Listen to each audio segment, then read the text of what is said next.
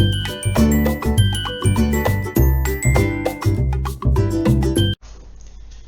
everyone, I hope you are all well. And इससे पहले वाली वीडियो में I have explained about two types of respiration, that is aerobic respiration and anaerobic respiration. So in this session I am going to explain some question answers on the basis of aerobic respiration and anaerobic respiration. So let's start. First question is differentiate between aerobic and anaerobic respiration. Aerobic, question number 1 है aerobic respiration and anaerobic respiration. What are the differences? अभी आपको मैंने इससे पहले इस पिछले video में detail में I have explained about aerobic respiration and anaerobic respiration. तो उन्हीं दो टॉपिक्स के बेस पे कुछ क्वेश्चंस हैं which I am going to explain in this session.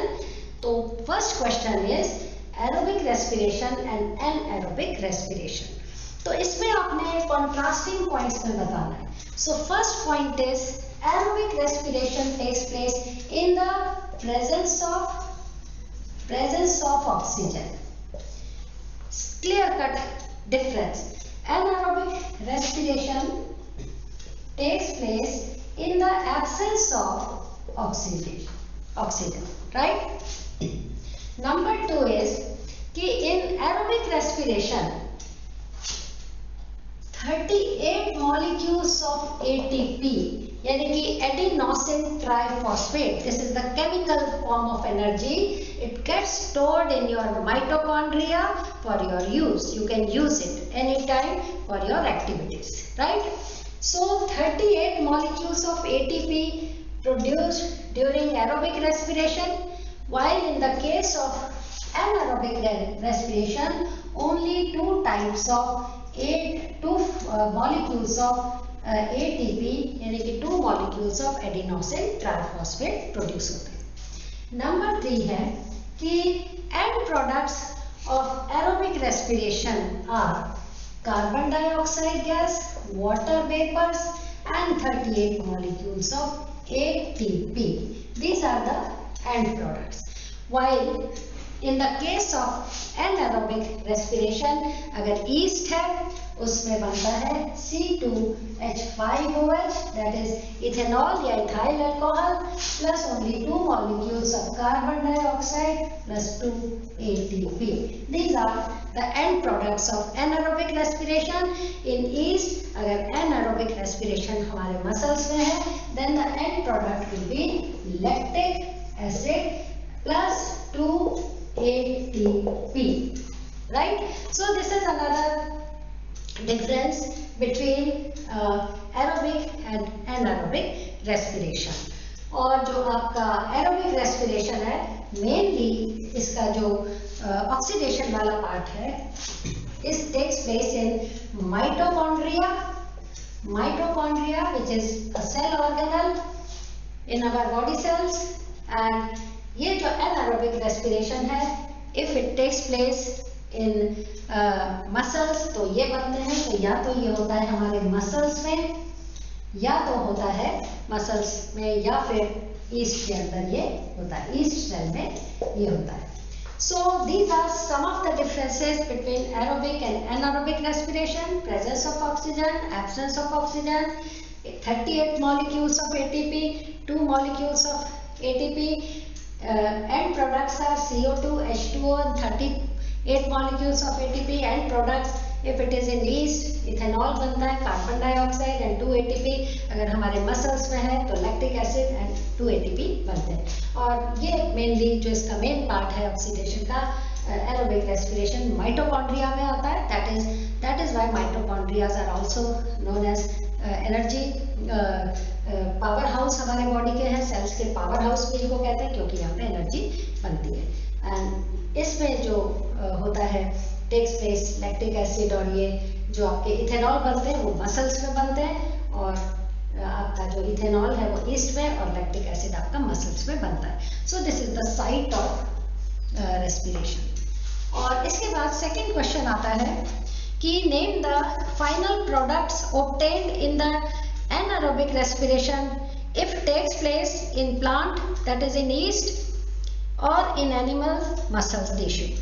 तो इसी में से इसका आंसर मिल जाएगा। आपसे पूछा है कि what will be the final products or end products when anaerobic respiration takes place in yeast or in our body muscles. तो हमें मालूम है कि जब yeast में एनारोबिक रेस्पिरेशन होता है तो उसके एंड प्रोडक्ट है ethanol and carbon dioxide plus 2 ATP। और if same anaerobic respiration takes place in our muscles या एनिमल्स के भी जो फास्ट रन करते हैं उनके एनिमल्स में भी मसल्स में ये प्रोड्यूस होते हैं lactic acid and ATP। So these are the end products. Aerobic respiration muscles में है तो लैक्टिक एसिड और ये ATP, एंड ईस्ट में जब होता है तो इथेनॉल एंड आपके कार्बन डाइऑक्साइड और 2 ATP बनते हैं। So this is the answer. इसी में से आपको इसका आंसर भी मिल गया। Next question is what type of respiration take place in human muscle during vigorous exercise. तो अभी आपको पिछले सेशन में मैंने आपको बताया कि हमारे मसल्स में when we do vigorous exercise तो कौन से टाइप का रेस्पिरेशन होता है।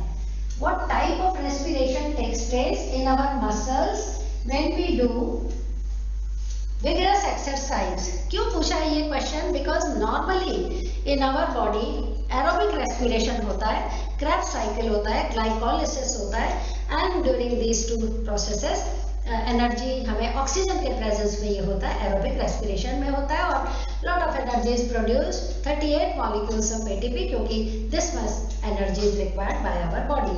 But sometimes when we do vigorous exercise, बहुत ज़्यादा एक्सरसाइज करते हैं, तो आपसे पूछा है कि फिर कौन से टाइप का रेस्पिरेशन होता है। तो कौन से टाइप का होता है आपने बताना है। एनाएरोबिक रेस्पिरेशन। एनारोबिक रेस्पिरेशन का मतलब which takes place in the absence of oxygen। और क्यों ऐसा सिचुएशन क्यों आती है कि when we do rigorous exercise तो उस समय oxygen is used up so rapidly, इतने क्विकली ऑक्सीजन यूज होती है क्योंकि उस समय हमें ज्यादा एनर्जी चाहिए, राइट। तो इतनी एनर्जी के लिए ऑक्सीजन भी ज्यादा चाहिए।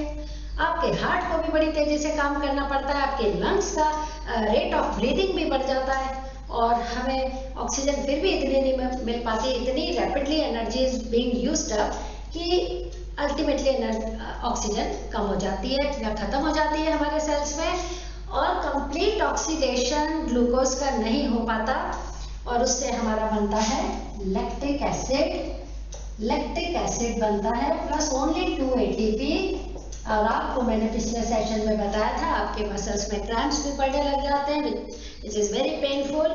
तो now come to the point. आपसे क्वेश्चन पूछा है what type of respiration take place in human muscle during vigorous exercise, give reason for your answer also. तो मैंने आपको पहले तो बता दिया कि एनारोबिक रेस्पिरेशन होता है, उसका रीजन भी मैंने एक्सप्लेन कर दिया कि because deficiency of oxygen is there, oxygen is used up so rapidly की कमी हो जाती है, एब्सेंट हो जाती है ऑक्सीजन, तो फिर ग्लूकोज लैक्टिक एसिड और ATP बनाने लग जाता है in the absence of oxygen. So that is why it is anaerobic respiration. Next question है which of the following is known as energy currency of, ये NCERT का एक MCQ है। आपसे पूछा है which of the following is known as the energy currency of cells in biology. Biology में energy currency क्या होती है हमारे सेल्स के अंदर, नेम द एनर्जी करेंसी। तो उसके आपको 4 ऑप्शंस दिए हुए हैं। नंबर 1 आपको दिया हुआ है DIT। नंबर 2 B दिया हुआ है आपको PDP, C दिया हुआ है आपको ATP एंड नंबर D दिया हुआ है DTI।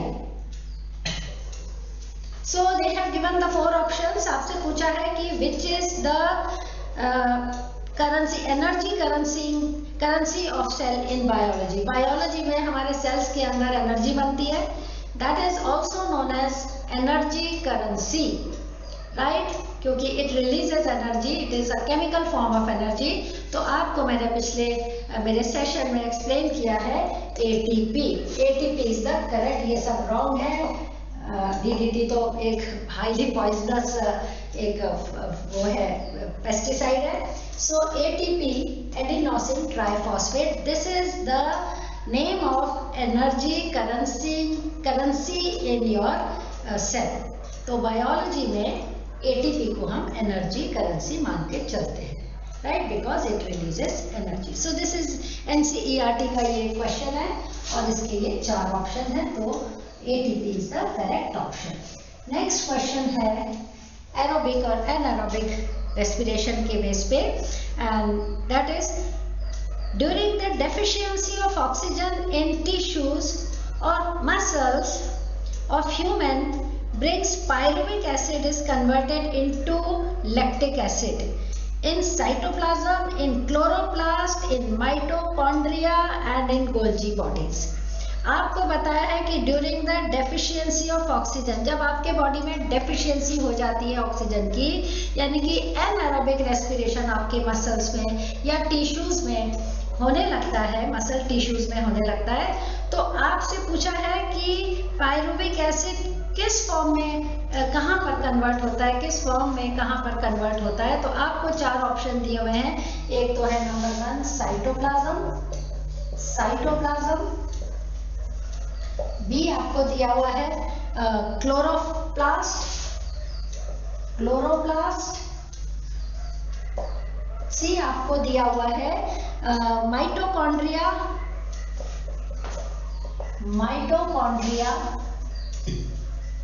एंड नंबर डी है Golgi bodies. So which is the correct option?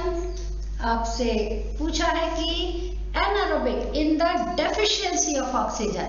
तो आपको यहाँ पे मैं एक बात बता दूं कि जब भी एनारोबिक रेस्पिरेशन होता है, वेदर इट इज ईस्ट और whether it is in muscles, कि साइटोप्लाज्म में ही इनकम्प्लीट जो ऑक्सीडेशन होता है ग्लूकोज का वो हो जाता है, माइटोकॉन्ड्रिया तक पहुंच ही नहीं पाता ग्लूकोज। पायरुविक एसिड जो बनता है वो माइटोकॉन्ड्रिया तक नहीं पहुंच पाता, and in the cytoplasm only it breaks down into lactic acid, जो आपसे क्वेश्चन में पूछा है। तो correct option is cytoplasm. Mitochondria में तो बनता है आपका कंप्लीट ऑक्सीडेशन होता है, 38 मॉलिक्यूल्स एटीपी के बनते हैं, एंड एरोबिक रेस्पिरेशन जो होता है in the presence of oxygen that takes place in the mitochondria. But clear इसमें आपके क्वेश्चन में मेंशन किया हुआ है कि in the deficiency of oxygen हमारे मसल्स में पायरुविक एसिड कन्वर्ट होता है, कौन से पोर्शन में? तो आंसर इज साइटोप्लाज्म में ही ये काम हो जाता है, वहां तक पहुंच ही नहीं पाता पायरुविक एसिड माइटोकॉन्ड्रिया तक। So this is the answer.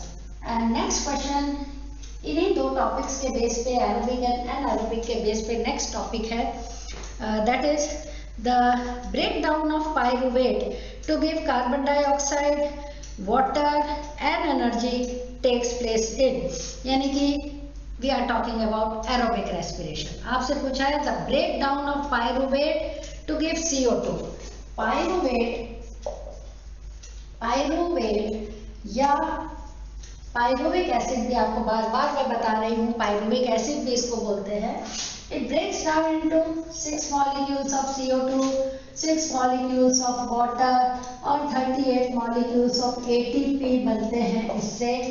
आपसे पूछा है what is the site of this reaction, Krebs cycle इसको मैंने बताया था, बोलते हैं क्रैब साइकिल। आपके 10th क्लास के this beyond the scope of this syllabus, वो +1 +2 में आपको पता लगेगा व्हाट इज क्रैब साइकिल। तो this process is known as Krebs cycle. और आपसे पूछा है कि ये जो प्रोसेस है ये कौन सी, what is the site of this process, और आपको 4 ऑप्शन दिए हैं।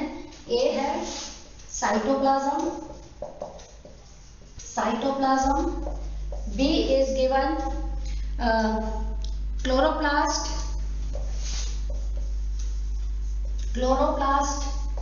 C is nucleus, and D is mitochondria।